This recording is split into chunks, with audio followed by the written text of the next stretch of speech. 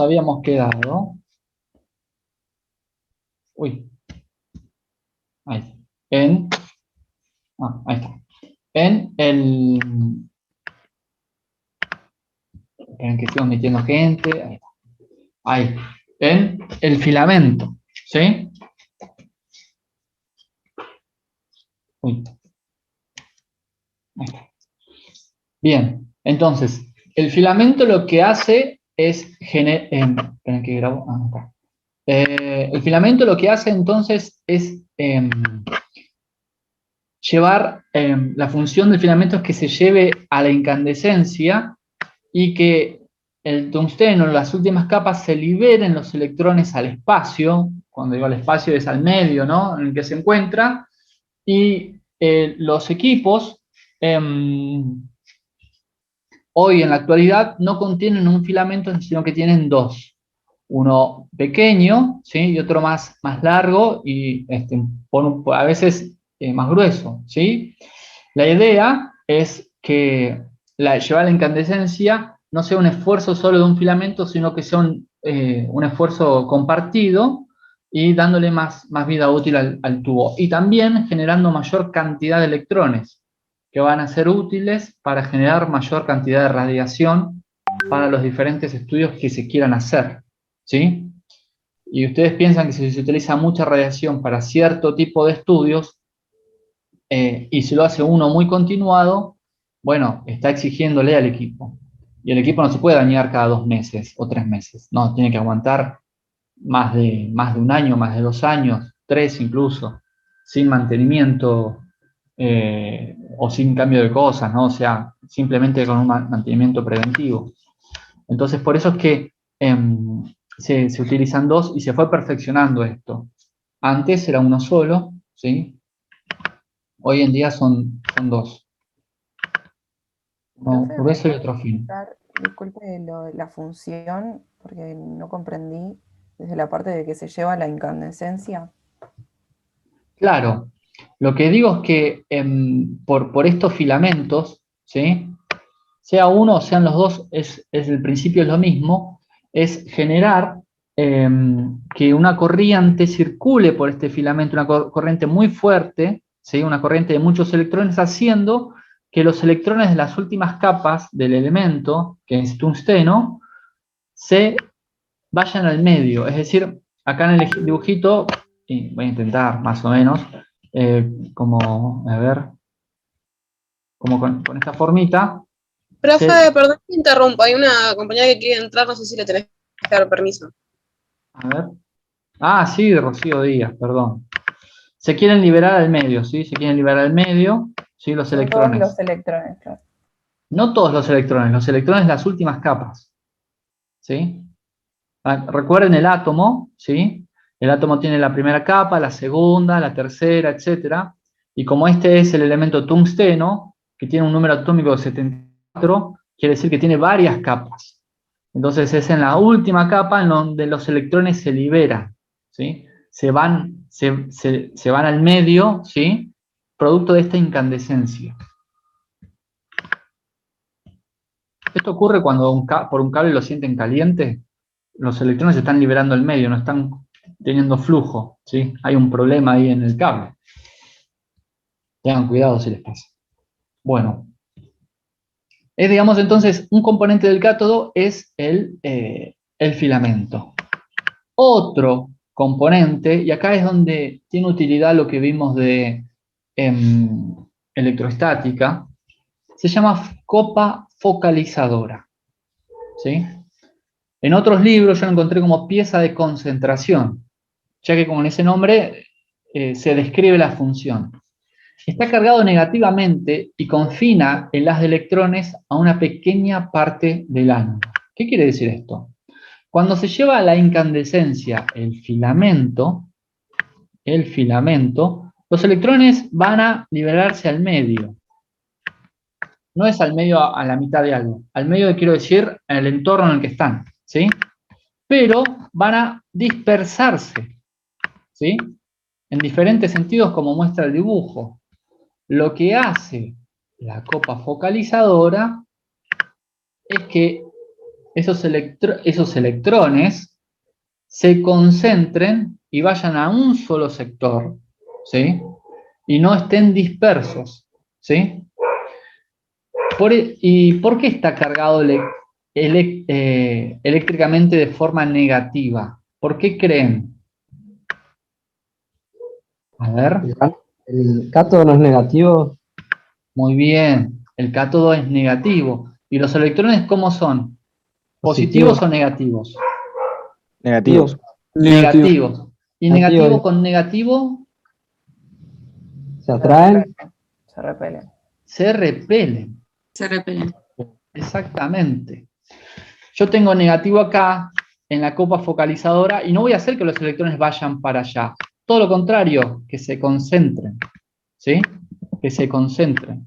No es que se van a dispersar mucho más, se concentran. Y eso es lo que hace la copa focalizadora.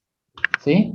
Hacer que los electrones se concentren, no se dispersen. ¿Sí? Esto fue un descubrimiento para generar más enfoque a la otra parte interna del tubo, que es el ánodo. Y puntualmente a una parte en específica, que recién lo vimos antes. ¿A qué parte del ánodo? A esta parte. ¿Cómo se llamaba que lo vimos recién? Blanco. El blanco del ánodo, exactamente, el blanco del ánodo. El tubo tiene algo que se llama el blanco, la zona donde los electrones van a pegar siempre. Si bien el ánodo es todo esto, hay una zona puntual en la que los electrones van a siempre chocar, ¿sí? Entonces esa zona se llama el blanco. Y ese blanco está diseñado, y por eso tiene también esta inclinación, para que interaccionen con esa parte del ánodo y los rayos vayan en este sentido en su mayor proporción. Una proporción más ínfima van a ir en los otros sentidos, pero ya vamos a tener ahí la carcasa protectora, es el componente externo, para que los rayos no lleguen a nosotros, digamos. ¿Sí?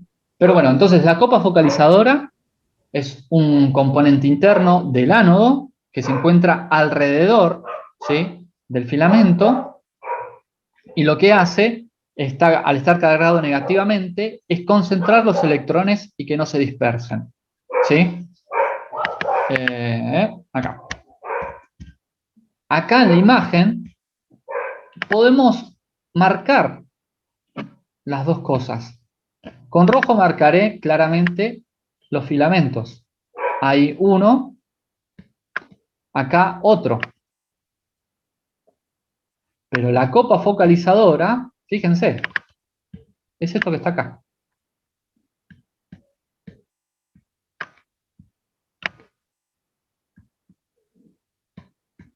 ¿Sí? Es lo que se encuentra ahí. Haciendo que los electrones no se dispersen, no se vayan en todos los sentidos. ¿Sí? No se vayan ni para allá, sino que queden concentrados y viajen hacia el ánodo. Hablando de ánodos, sí. Es como si fuera una guía para el Sí. No sé si la palabra es una guía, sino una concentración. Sí.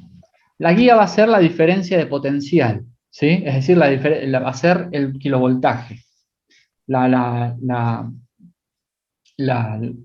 guía va a ser la diferencia de potencial. La concentración se encarga la copa focalizadora.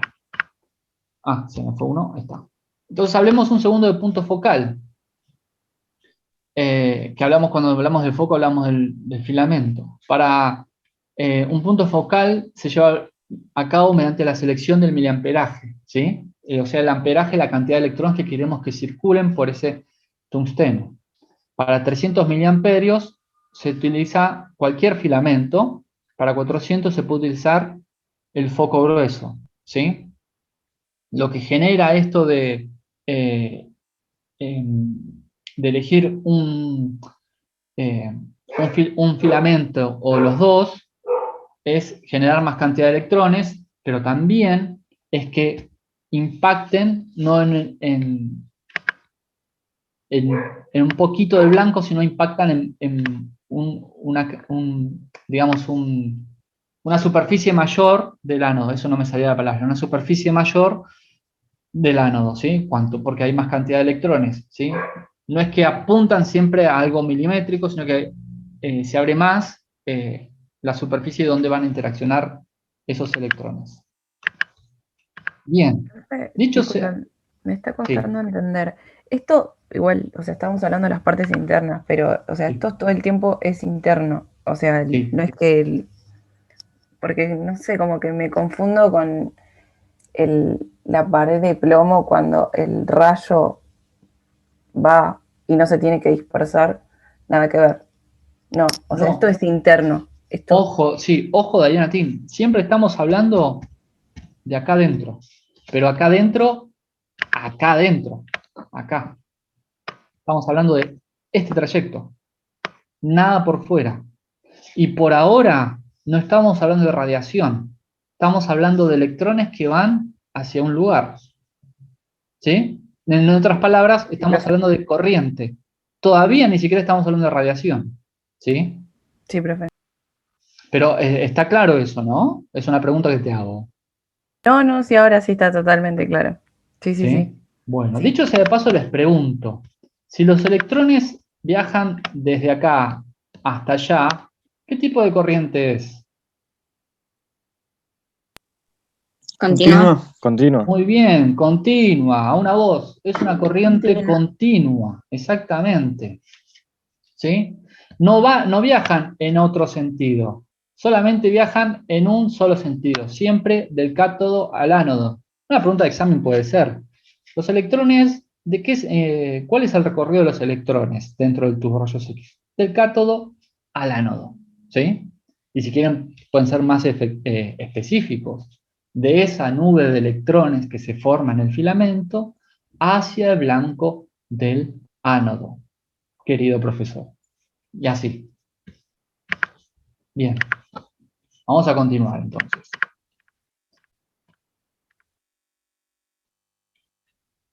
Hablando del ánodo, hablemos de la otra gran parte o el otro gran componente del tubo de rayos X. El ánodo obviamente conduce electricidad, eso quiere decir que es un conductor, irradia calor, contiene el blanco del ánodo, ¿sí? O sea, donde inciden puntualmente el ánodo, perdón, los electrones. ¿Sí? El blanco es ese, donde inciden los electrones. También está hecho de tungsteno, ¿sí? Este elemento de la tabla periódica, el número atómico 74, ¿sí? ¿Por qué? Por tres aspectos fundamentales. El cátodo, ¿sí? El filamento es de tungsteno. El ánodo también es de tungsteno. ¿Por qué? Por estas tres cosas. Alto número atómico, alto número atómico, alta conductividad térmica y punto de fusión alto. Y quisiera, esta vez, dictarles estas definiciones, así como escucharlas, sí, dictarles. Así que tomen nota y les voy a decir. Tungsteno, alto número atómico, 2 puntos. Están tomando nota, ¿no? ¿Sí? Sí, sí. ¿No? ¿Sí? Ah, bien. El número atómico del tungsteno permite una producción de rayos X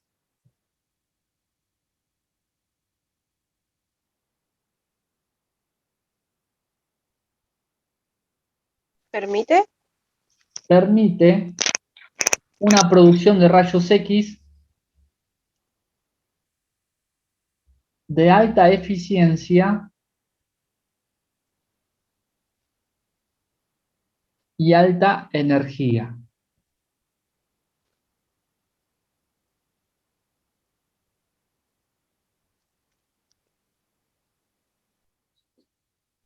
Punto aparte. Hablemos con la siguiente parte. Alta conductividad térmica. 2 puntos.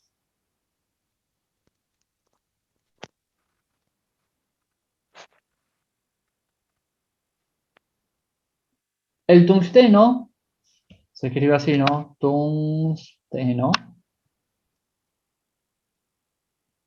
Tiene una conductividad térmica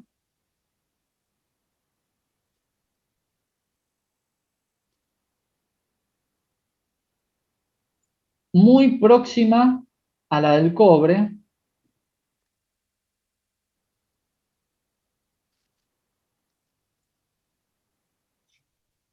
coma, por lo tanto,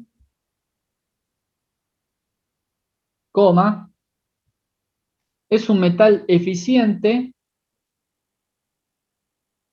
para disipar el calor producido.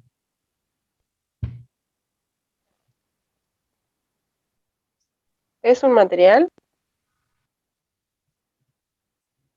¿Es un material? Es un metal eficiente para disipar el calor producido.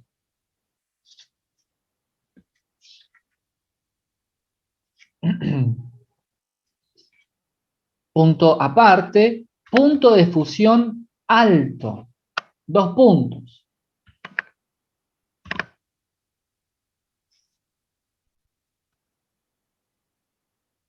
El tungsteno tiene un punto de fusión elevado.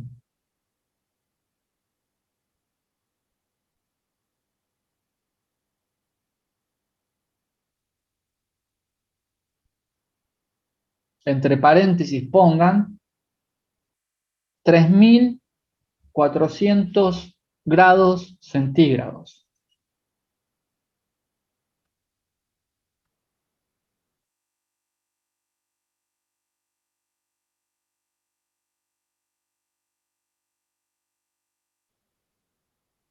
Cierran paréntesis. Y en consecuencia, coma, puede resistir corrientes altas sin deteriorarse ni burbujear.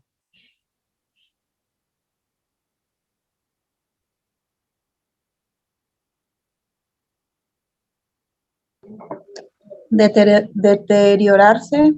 ¿Sí, profe? Ni burbujear. Cuando digo burbujear no es que tiene aire o algo, sino que se modifica por el calor. Es decir, hay una interacción extra por el calor. Profe, ¿cómo es la palabra efusión? ¿Cómo es fusión? Fusión. Así como dice, Listo. punto de fusión alto. Eso querría decir que no es fácil de fundir. Claro, no se hace líquido tan fácil. Necesitas 3400 grados para que se haga líquido. El bullón, libro que les pasé, punto final, el bullón, libros que les pasé, habla de que el cobre necesita 1000 grados más o menos para pasar a estado líquido. El cobre, como lo conocemos, es sólido. Necesita 1000 grados para pasar a líquido. Bueno, el tungsteno necesita 3400, 3 veces más casi. Casi no, más. ¿Bien? Entonces, por eso elegimos el tungsteno. Por esa ventaja y efectividad que contiene en el número atómico alto, que esto lo vamos a entender en los próximos viernes con profundidad. Alta conductividad térmica, que eso quiere decir que cuando interaccionan los electrones y demás, no genera tanto calor y por ende también el punto de fusión es alto, más alto que el cobre. ¿Sí? O sea, no va a pasar a estado líquido, no va a modificarse, ¿sí? Cuando pase mucha corriente y genere mucho calor. Ahora, el ánodo, como ustedes ven acá en la imagen, como conduce electricidad, puede estar también, como vimos antes, puede ser tungsteno con aleación de torio, ¿sí? Para tener más eficacia, es decir, para que este punto de fusión continúe siendo alto. Puede contener cobre en su parte, digamos, del eje o donde gira, ¿sí? Para no perder esa conductividad, ¿sí?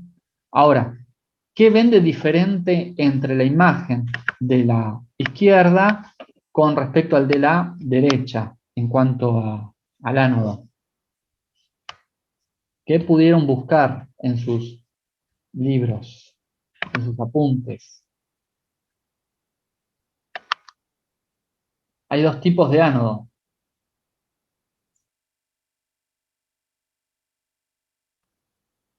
Hay ánodos que son fijos, como el que vemos en la imagen de la izquierda. Este es fijo y este es rotatorio. Rotatorio. Porque contiene un eje acá y hace que gire al momento de que los electrones incidan, ¿sí? Sobre ese Profe, ánodo, ¿eso sobre ese era blanco. que giraba por magnetismo? ¿Cómo, perdón? ¿Ese era el que giraba por electromagnetismo? Exactamente. De todas maneras, que hace que gire, se encuentra por fuera del tubo. El estator se llama. El estator está por fuera del tubo. Muy buena pregunta, Matías. Vamos a construirlo juntos. ¿Cuál es la diferencia? ¿Qué ven de diferente que sea fijo y que sea rotatorio? Les doy la... Claro, Que pero corre aire, digamos, que ayuda a que enfríe. no hay, la ampolla está al vacío. Piensen conmigo lo siguiente y acá está la gran pista. Los electrones viajan del cátodo al ánodo. Los mantiene estables para viajar. No, ¿Puede ser que el eje tenga bulones o algo así? no. Piensen que Los los manda en una electrones... dirección. ¿Los piensen lo acelera? siguiente. ¿Eh? ¿Los acelera? No. Los electrones viajan. A ver. Los No electrones tendría donde viajan. golpear, profe. ¿Cómo? No tendría donde golpear los electrones. A ver. Es por ahí. Pero fíjense. ¿Se acuerdan que el ánodo tiene lo que se llama el blanco, donde inciden los electrones? ¿Cierto? El blanco es, digo, donde van a incidir. El blanco de acá es este. Y el blanco de este que es rotatorio, ¿saben cuál es? Es todo este. Eso La quiere decir... superficie, ¿Cómo? la superficie, Claro. Eso quiere decir que los electrones en un ánodo fijo siempre van a incidir en el mismo lugar. Pero en uno rotatorio van a incidir acá, pero como gira al momento de hacer el estudio, después al lado, al lado, al lado, y al lado, y al lado, y al lado. ¿Se entiende? Porque gira. Lo que gira es el ánodo. ¿Sí? ¿Se entiende lo que digo? Los distribuye, digamos, hace que no se queden en el mismo lugar.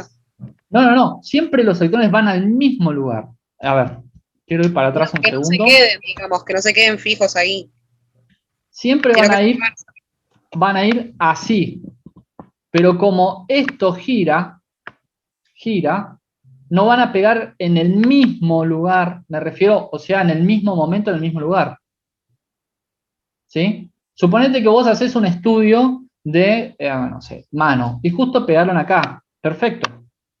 Pero como es rotatorio, hagas otro estudio, después van a pegar en otra parte del ánodo. Siempre van a ir los electrones así. Pero como gira, va a ir en otro momento.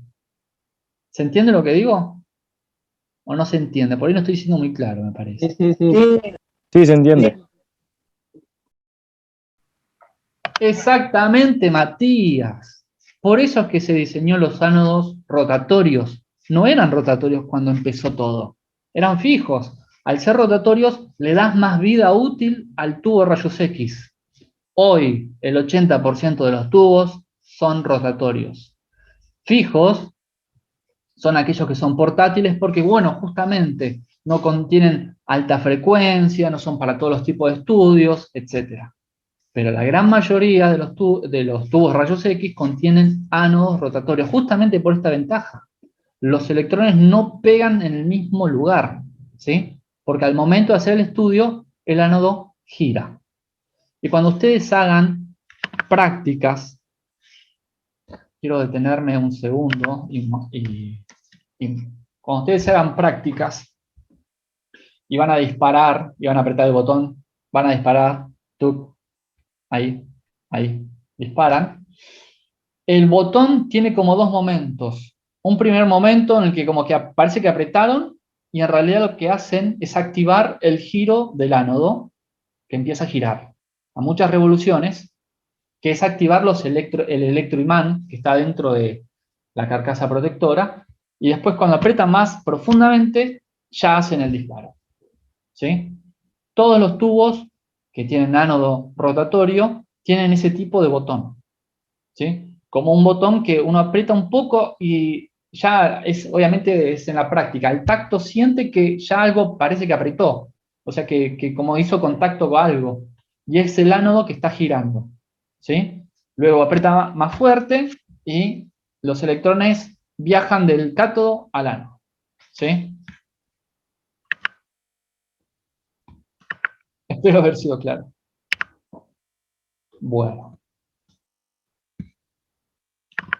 Entonces, acá no era. Acá.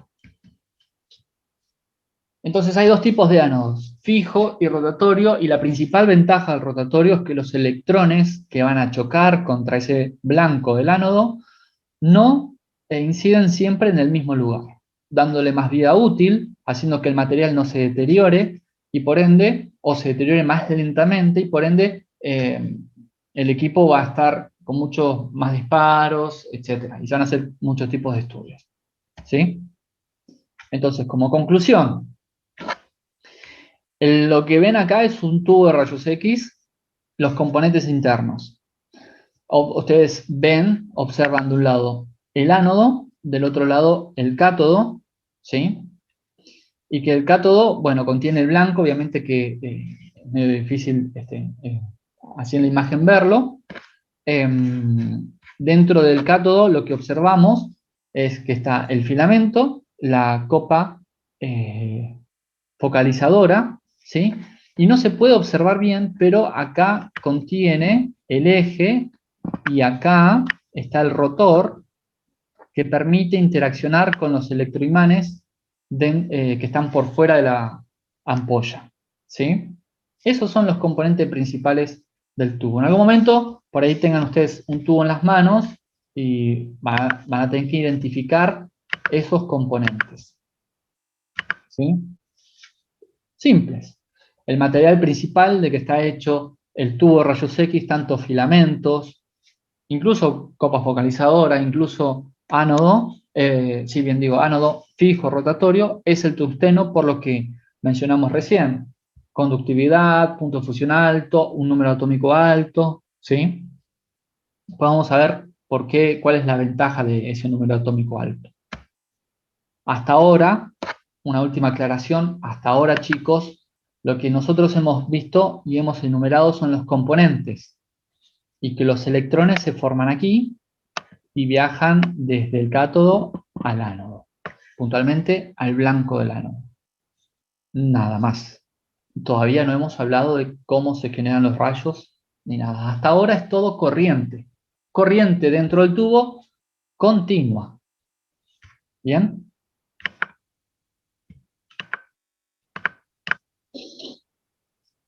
Dentro de esos componentes, que como digo, a veces uno se confunde, si es interno, externo, recuérdenlo. El rotor siempre va a ser el componente interno, que está dentro de ese eje, haciendo que gire el ánodo. Pero el estator, donde se contienen los cables y los electroimanes, los cables no, perdón, el bobinado de cobre y los electroimanes, el estator es un componente externo que está por fuera de la pantalla. Esos electroimanes se activan al momento de realizar el estudio, no están encendidos constantemente. En esta imagen, que nosotros vemos acá en esta imagen inferior, es como si se hubiera cortado, digamos, el tubo así, y lo estuviéramos viendo de frente. Entonces lo que ven ustedes acá en la imagen es el rotor, acá está el eje, y por fuera está el estator y acá está ese bobinado que les había contado la semana pasada, que se activa al momento de realizar el disparo. Activa los electroimanes, por ende genera una especie de circuito, pero por fuera del tubo, haciendo que el imán que está acá adentro, en el rotor, gire y se active siguiendo el circuito de la corriente, ¿sí?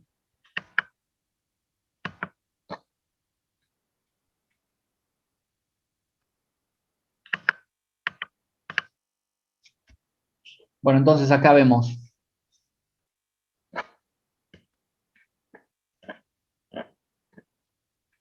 lo que yo muestro aquí. ¿Componente interno o externo? Interno. Interno, profe. Interno. Bien. Interno. ¿Componente interno o externo? Externo. Externo. Acá, Externo. ¿interno o externo? Externo. Externo. Externo. El aceite es externo. Ah, Y acá, interno o externo. Externo. Externo. Externo. Externo. ¿Sí? Externo. Profe, Exactamente. Sí. sobre el aceite, ¿qué tipo de aceite? Bueno, mirá. especial, pero ¿Cómo? seguro que un aceite especial, pero ¿alguno particular o? No. La función del aceite es refrigerante. Es decir, mantener, no generar calor, ¿sí? No es un aceite pesado, es un aceite sellado, o sea, ya viene dentro del tubo. No es un aceite que se recambia, eso no existe. La única función es disipar el calor. ¿Qué tipo de aceite? La verdad que no sé decirte qué tipo de aceite es. Nunca le pregunté al ingeniero. Pero te puedo averiguar, en un ratito No es lo que como te la, puedo digamos, averiguar. del auto, nada que ver. No. No porque no tiene que ver con fricción, no tiene que ver no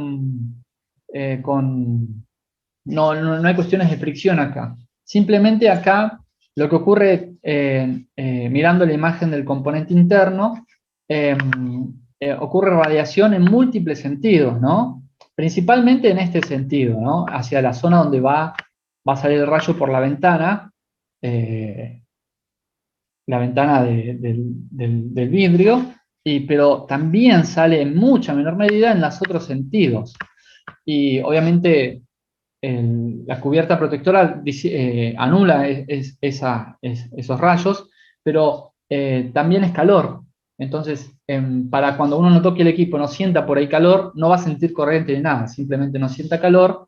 Piensan que no es con cada estudio, sino después de hacer muchos estudios que pasa esto, disipa el calor del aceite, ¿sí? O sea, lo mantiene refrigerado, hace que esté frío, por así decirlo, ¿sí? También quiero decir algo. Bueno, esto es avanzado, pero yo se los comento. Los tomógrafos también tienen el mismo tipo de tubo, con los mismos componentes, pero como se hacen estudios más largos, piensen que una placa durará menos de un segundo de tórax, pero una tomografía de tórax puede más o menos tardar 20 segundos, 30.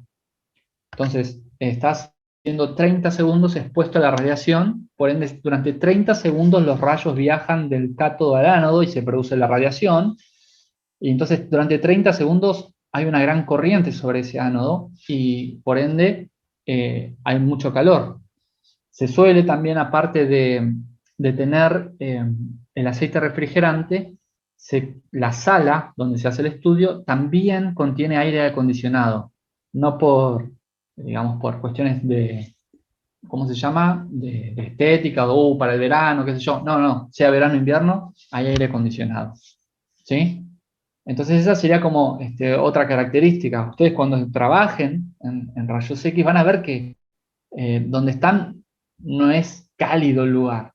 Porque si ustedes hacen estudios continuados, recuerden esto, la transformación de la radiación es calor, la última transformación. Entonces, en algún momento hay calor y no colabora que en el ambiente haya calor.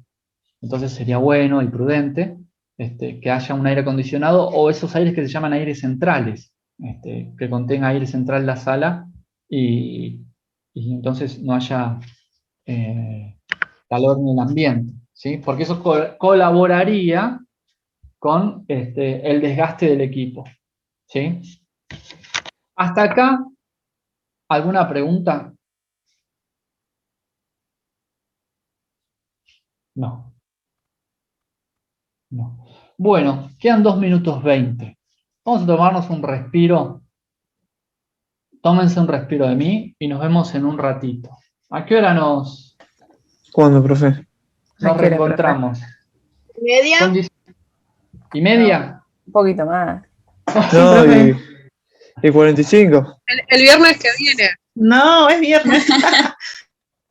Bueno, y 22, y 32, y 35. Grandísimo. Dale, sábado. profe, Bueno, sí. profe. Entren profe. directamente, los espero. Hoy estoy con buen Dale. internet, así que... ¿Va? Nos vemos en Dale, 35. Dale, Dale.